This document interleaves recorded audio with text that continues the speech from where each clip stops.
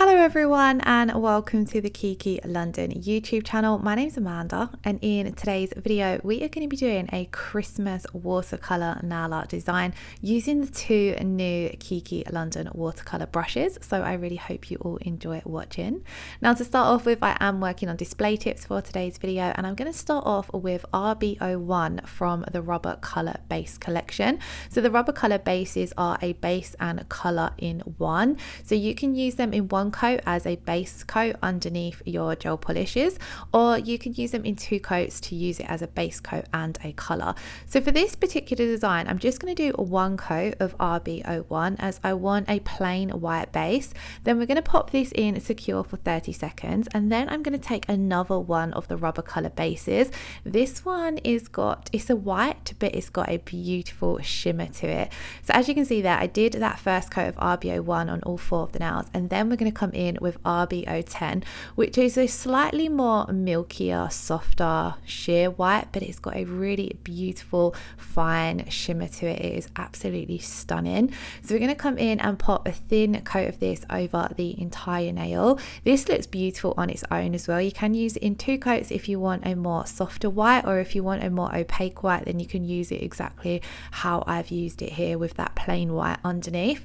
So we've done that on all four of the nails and then we popped those in secure for 30 seconds and now we've got the base colour for our set of nails. Now because we're going to be doing watercolour nail art, you do need to work over a matte surface with your watercolour paints. So I'm going to come in with the Kiki London No White Matte Top Coat. I've applied this to all of the nails and again we've cured that for 30 seconds. So now we have our bases ready to go. The matte top coat does slightly alter obviously the effect from the glitter, but I did still really like how it looked matte. So here we have the two new brushes. If you didn't see the launch video, I will leave that linked in the description box below, but there is 01, which is the shorter version of the two, and then 02, which is slightly longer and a little bit more fuller as well. Now throughout the video I am going to be switching between both of the brushes. I do feel as though they complement each other very well, and it's kind of great to have them both, if that makes sense, because I found them you need to use both at different points during the design, I found anyway. So starting off, I've just added some water to the colours that I'm going to be using just to sort of activate them and start softening them. And then I'm going to take this beautiful green colour, and we're going to be using a lot of green in this design, but there obviously was only one green in my palette, so we're going to be doing a bit of mixing as well. So as you can see, I added my green down and then I've come in and added a little bit of black, and I'm just mixing this together to create a more darker green shade. Because there was only one green in this palette and I wanted there to be a lot of texture to these designs, that was why I found it easier to custom mix the colours. Obviously depending on the watercolours you use, you might not have to do this if you've got several watercolour shades there. Again, same as when I did the previous watercolour video, these are just craft watercolour paints. I actually picked these ones up from Tesco. I did order some from Amazon but they arrived damaged, and then I see these ones in Tesco, so I thought I would give them a go. But like I said, they're just arts and craft watercolour paints. I really do hope that soon we get some nail watercolor paints from Kiki, because it will be really interesting to see the difference in them.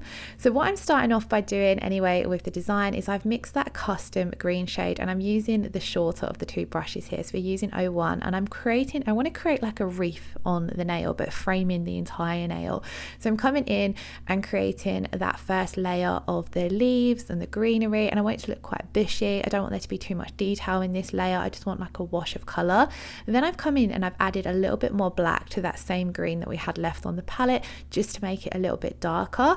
And here I'm using less water so that more pigment comes through from the watercolor paints, and then you can get sharper lines and a little bit more detail, and that really adds to the textured effect when you're layering up the watercolor paints.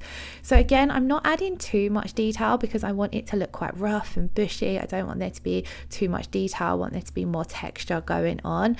And you want to make sure also that you're allowing each layer to dry. I did find these particular watercolor paints dried a lot quicker than the ones I was using last week, so I didn't have to wait too long. They were drying pretty much as I was painting them on. And then after we'd allowed that second layer to dry, I'm going to come in with the green on its own, so we're using it in its brightest form and just coming over the top. And then when I'm adding the second and the third layer, I'm using the very tip of the brush so that we're not adding as much water into the nail. Now, one thing I really like about adding texture to the nails is if you've used watercolor paints, it gives off one texture, but then if you come in with your gel polish, it creates like a different style texture to the design.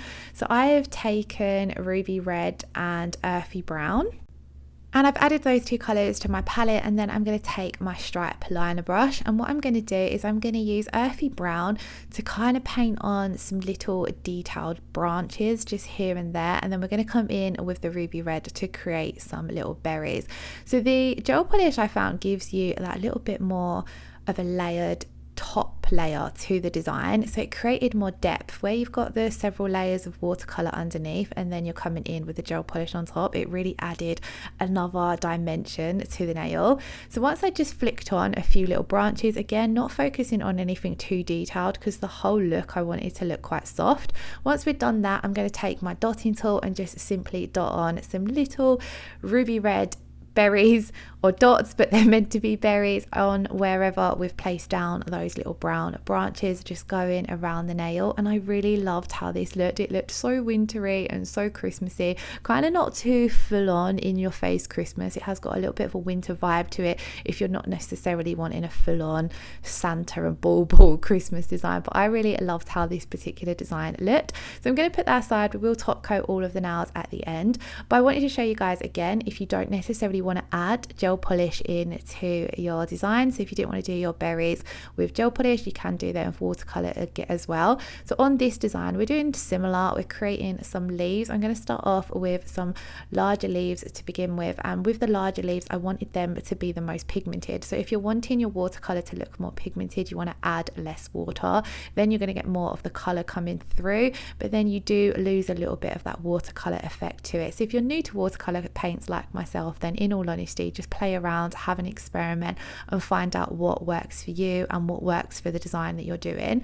But on these first two leaves, I'm using the smaller of the two brushes. So we're using 01, and I'm starting off by using the paint quite concentrated, so we're getting a lot of that bright pigmentation coming through from the paint, and then I'm adding a little bit more water to it to lighten up the color. This is going to create a much more softer sheer effect, and I'm going to add those two leaves at the side, kind of again, so it gives a bit of a layered look, and it's making it look as though those more pigmented leaves are more on the surface of the nail and drawing your attention to those a little bit more.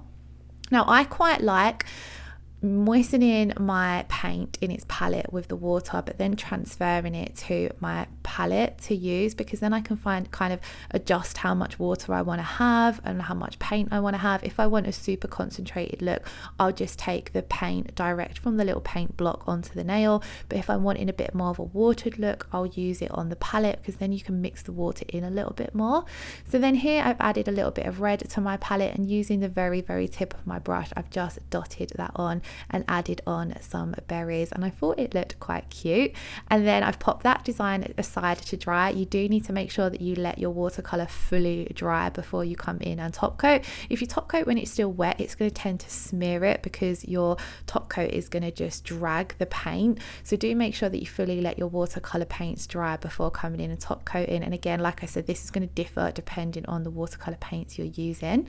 On to the second design, I'm coming in with that green again and creating another layered look. So we're coming in with it quite wet to begin with, and then like I said, if I'm wanting to use it more pigmented, I'll take it straight from the palette, have minimal water on my brush, and then I'll add it. And then this is going to add that more, it's going to give you your depth, because you've got your more pigmented shade on the top of the more wishy-washy shade underneath.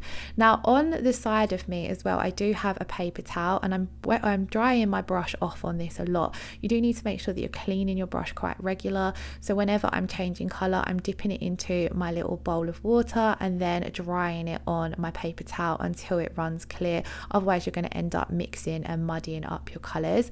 So again, on this design, similar to the first one, I'm just creating custom greens as we go through and just mixing and playing around with the colors. And that's one of the things I quite liked about this, is it's very easy to mix the colors and make quite custom shades. Even though we've only really used green, it was easy to create different tones of green. So once I was happy with this design, I wanted it to just look like two sprigs of greenery. Once I let that fully dry, I'm then going to take my stripe liner brush and that same ruby red, and we're going to make this look like wrapping paper. So I wanted it to look like we've got our white wrapping paper with a printed green Christmassy image, and then over the top of that we're going to paint on our bow.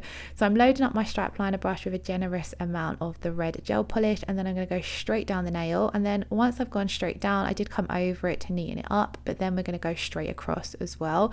When you're doing your lines, it's best to try and do your entire line in one sweep, because then it will be a lot straighter. And then if you need to come in and neaten it up, then you can come back in and neaten it up.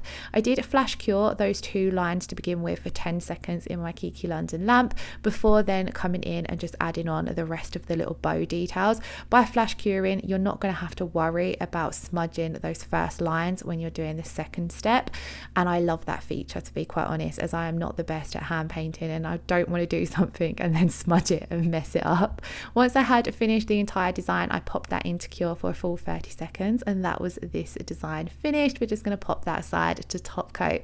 On to the final one, and I actually want to add some water decals. I mentioned this in the launch video of the brushes, that the watercolor paints make great bases for other nail art.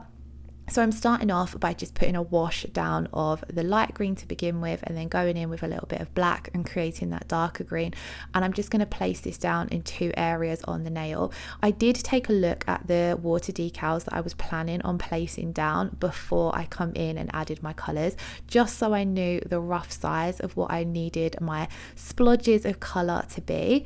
And then I want these to look quite, I don't want there to be too much pigmentation, so I'm popping the colour down and then I'm adding a little bit more water to soften them a little bit. Here I did come in and add a little bit more color just to get more of that dark green coming through, but as you can see, they're nice and soft. Then I did allow that to fully dry, and then we're going to come in and top coat. Now the reason we're top coating is because we're going to be applying water decals. They're going to have water on them.